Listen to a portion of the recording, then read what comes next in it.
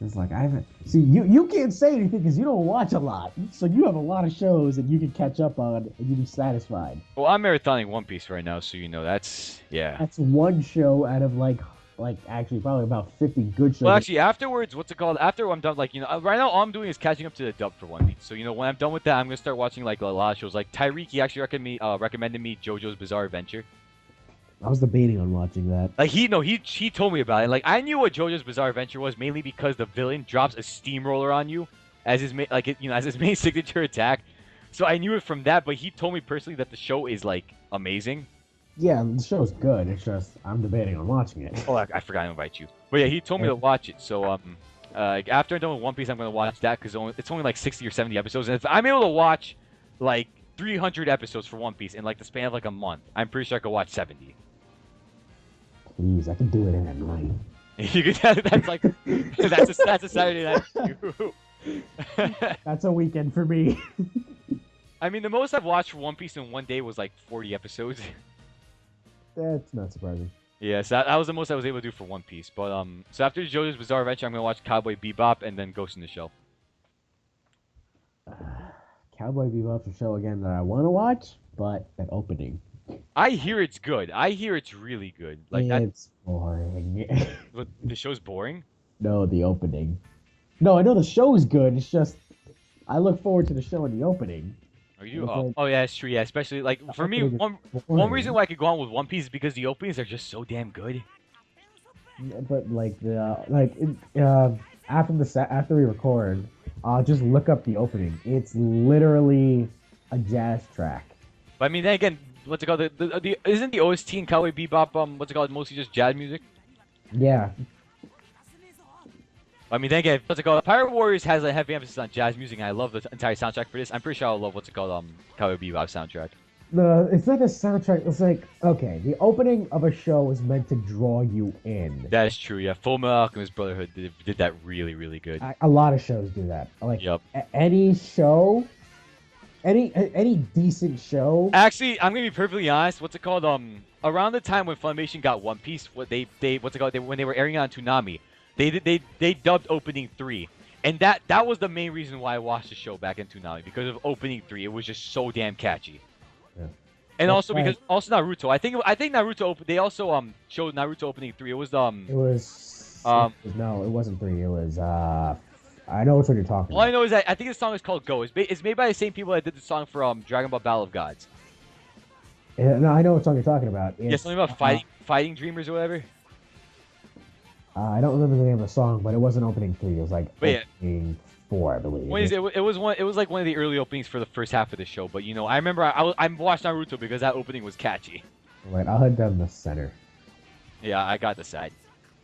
But either way, so what's happening right now? Yeah, like I said before, I'm gonna be doing this for like every chapter we do because this game doesn't really explain the backstory for this. So after we Well, I mean, like it does, but we skip it. yeah, but yeah, basically what happens is that after we finish Orange Town, where we defeated Buggy, we sailed over the Syrup Village, where basically we encountered Usopp the Liar. So Usopp, along with 3 other village kids, have the Usopp Pirates. And now basically what happens is that they explain Usopp's backstory. Where basically, what's it called? His mother died actually, and he lied to his mother every day, that saying that his dad will come back because I'm not sure if you know this, but Usopp's dad Yasop, he's actually a member of what's it called Shanks' crew. So at a young age, his dad left to join Shanks' crew, and his mother was sick. So basically, he would lie to his mother, saying that his dad will be coming back really soon. But apparently, his mother died, and he wasn't able to, keep that promise to her. So he also what's it called? As a teenager, Usopp also found this girl in his village named Kaya, that was also really similar to Usopp, where both of her parents died. So he would lie to Kaya, telling her this story. So Kaya's depression would eventually turn to happiness. So basically, what happens is that Kaya's butler, who is actually Kuro, was planning to kill Kaya and inherit her fortune.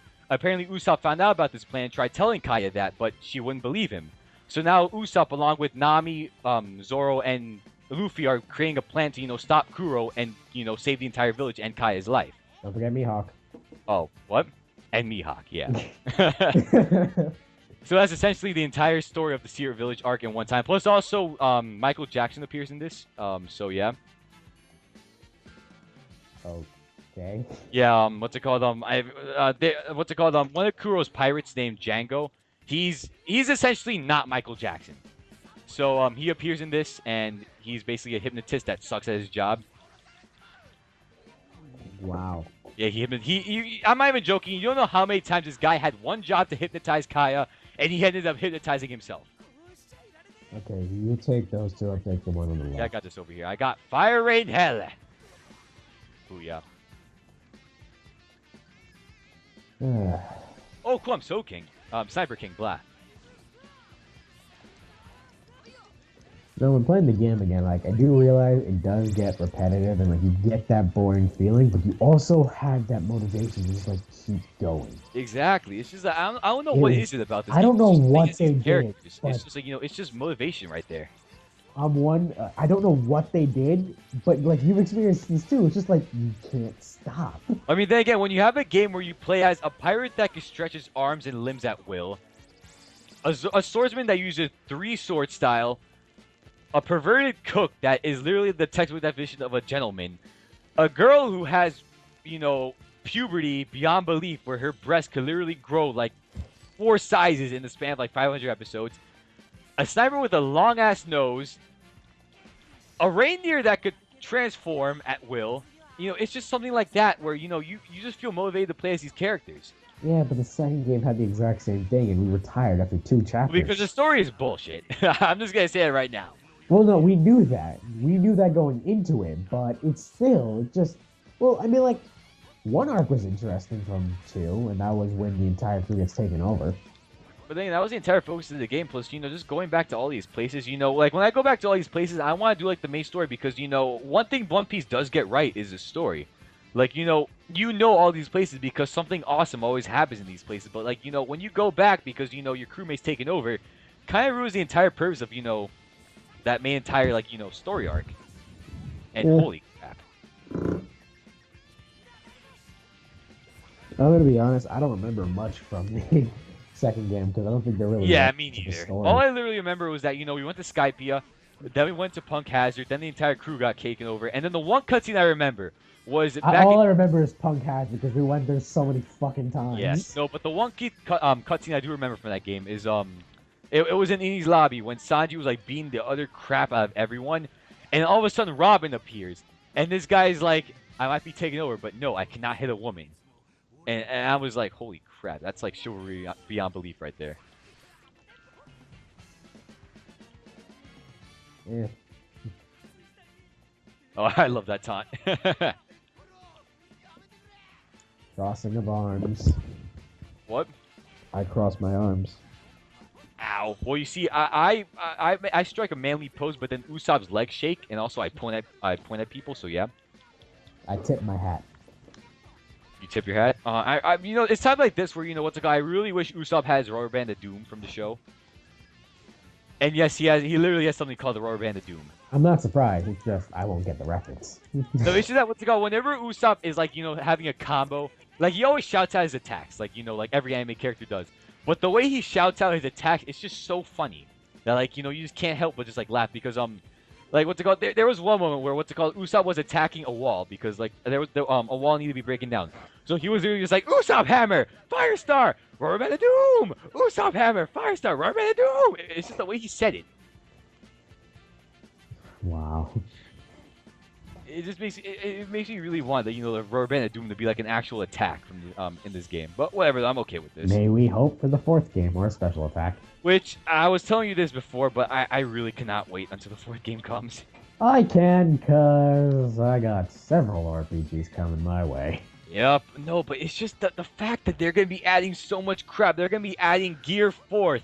Probably the Kaido War, which I cannot wait for. The manga is so far building up to this war, like you cannot believe.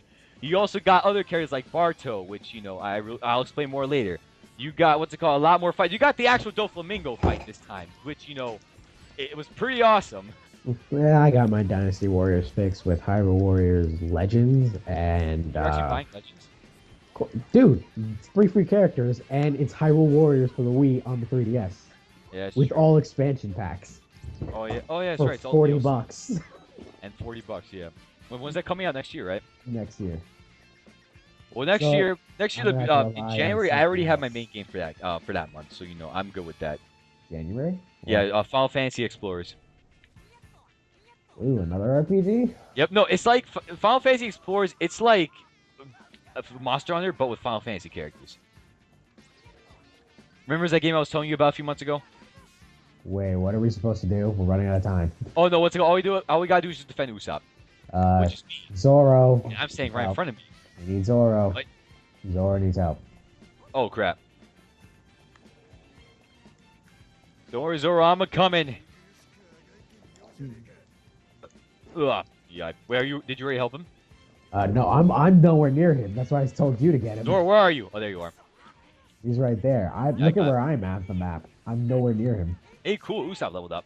Oh, that's right. This time, Bob. I always see. I hate when they do time. Exactly. Yeah, because they don't really tell you what you gotta do, and when they do, it's only for like 2 seconds. I mean, like when you're playing by yourself, you are paying attention. But like when you're playing with other people, you kind of forget. And you just panic. That's true.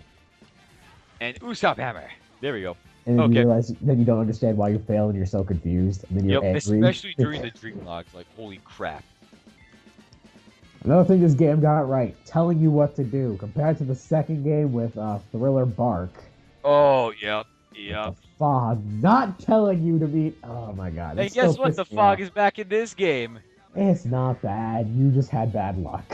Especially once it got going for the stupid legend log. Recruit all the crew members before time ran out. Because Zoro has a horrible sense of direction. I could not find out where he was.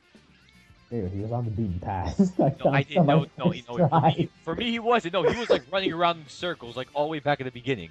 And he was like, "Oh, that's where you guys were. Okay, I found you." Well, you know what my excuse was? I got lost. You got lost. Now you're fucking Zoro. But that's how I found Zoro. So at least I did it. He found Zoro by being like Zoro, by getting lost. At least I didn't have to play the mission 3 times. I played that. No, I didn't even play it 3 times. I played it like at least a good 5 times. Oh, you played it more than that. I played it like 5 times, and then eventually I got it.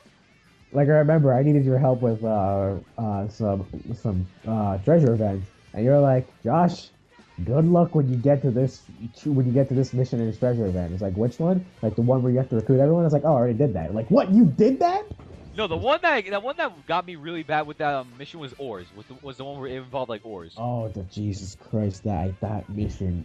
That's the mission where I don't care how long I've been playing. After I play that mission, I'm done. Yeah, like what's it called? First time around, that stage took me like 30 minutes to beat. So I was like, oh Jesus Christ, we're gonna be doing that super hard. Yup. Oh God. And you know what? I'm gonna be Brook for that mission just because I gotta show him off. Oh God, it's even worse. Yeah, so if you want, you could be Luffy because beating Oars with Luffy is like the best thing. Because you know what happens when I play as Luffy. Oh yeah, it's true. Yeah, so I'll be Brook because that's like the only chance I'll get to show him off because after that he disappears for a long time. So yeah, that's like the only time I can show him off. Yeah, I can't play as any of the main characters in any of the missions. Well, I mean, like I said, I got my practice with playing as these characters, so I know how to play as them. I'm just playing as Mihawk because doesn't he help at all? Who, Mihawk? He doesn't really do anything in the story. No, other than like trying to stop you, right? No, in terms of Mihawk, he only appears the Baratie, which is actually the next chapter. He appears during Marineford, which he tries to stop the Whitebeard pirates, and he trains Zoro during the time skip, which they don't do in this game. So that's really all he does in the story. No, I'm glad they just decided to keep the time skip a time skip and not do them as fucking crew logs like they did in the second game. Yes, agreed. That was stupid. Playing the time skip as Usopp would probably be the biggest pace breaker because Usopp gets fat during the time skip. Oh God. So having a mission of him just doing a P90X workout, that would probably be the worst mission in the entire game. As if I don't already hate the big characters in this game for their movement. Yup. So what's it called? But Sanji's though. Sanji's time skip mission will probably make me laugh hysterically.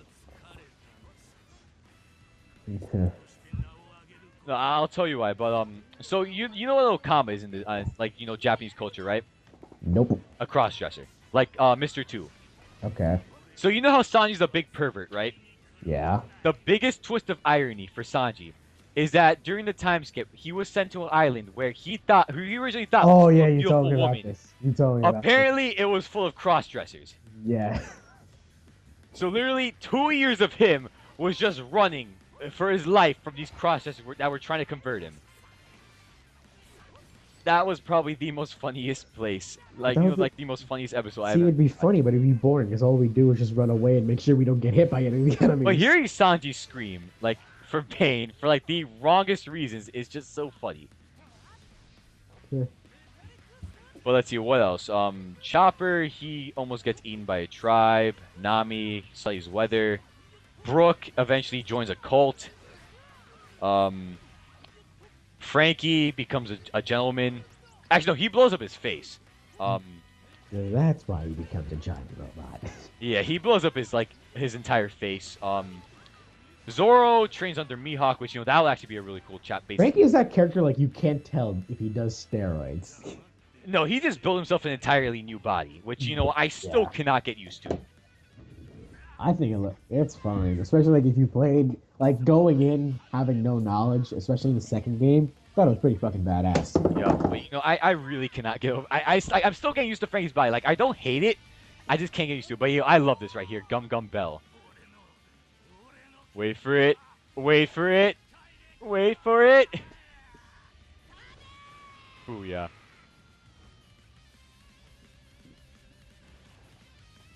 And just like that, Kuro is defeated and his glasses get dented. Wah, wah, wah. And then he becomes a pain in the ass in fucking dream logs. Yep.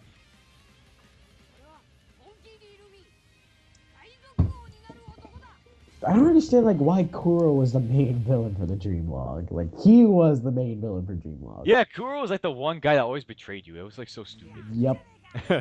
And that was ironically that was the last guy. What's it called? Maxed out for crew logs, or for the crew level. Blah. It was actually Kuro. And yeah, you don't know how hard it was finding a mission where Kuro did not betray you. Like I thought there probably is one. The only time No, is, like, there's like 3 missions where Kuro is actually on your side and doesn't betray you. yeah, I know. I forgot what they were already, but there's like 3 missions for that.